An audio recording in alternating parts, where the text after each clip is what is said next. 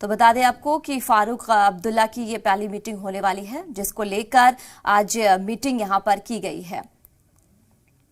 تو بڑھتے یہاں اگلی خبروں کی طرف۔ عمرہ سے واپس آنے کے بعد سے سابق سی ایم فاروق عبداللہ کا شاندار استقبال کیا گیا ہے۔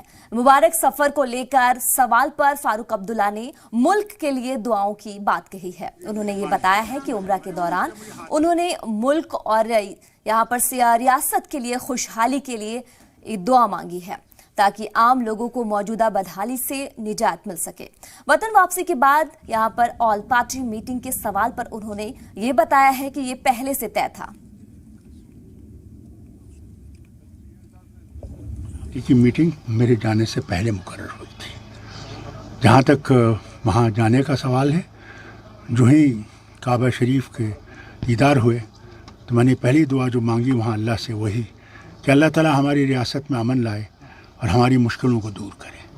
ہم مصیبت میں پھنسے ہوئے ہیں، ہر طرف سے بربادی ہی بربادی ہے، بیکاری ہے، بدحالی ہے، بیماری ہے اور ڈرگس کا بھی ہے، ہر طرف سے بے حیائی بھی بڑھ گئی ہے۔ تو میں نے اللہ سے کہا یا اللہ اب ہمیں معاف کر اور ہمارے لیے راستے نیک کر، اچھے کر، اور جو مقبر ہیں ان کے لیے بھی دعا کی کہ اللہ ان کو بھی صحیح راستہ دکھائے، ان کو بھی ایمان پہ لائے۔ یہی میری دعا تھی۔ ڈاکٹر صاحب، آل پارٹی میٹنگ میں کیا خاص مدعے رہیں گے؟ دیکھیے، آل پارٹی میٹنگ کل ہے جی، جب وہ ہو جائے گی اس کے بعد ہم لوگ پریس کانفرنس کریں گے، اس میں آپ کے سامنے سب مدعے آ جائیں۔ ایپٹیک کا بڑا مسئلہ ہے، بہت سارے نوجوان ہیں جو سڑکوں پہ بیٹھے ہیں، کہہ رہے ہیں کہ ایپٹیک ایک ایسی بلیک لسٹڈ کمپنی کو لایا۔ کل جو میٹنگ ہے اس میں ہم لوگ پوری طرح سے بحث کریں گے اور جو بھی ہم سے ہوگا ہم اس پہ پھر عمل کریں گے۔ کتنے لوگوں کے آنے کی امید ہے؟ دیکھیے، میں جانتا نہیں ہوں، ہماری طرف سے دعوت ہر ایک کو ہے۔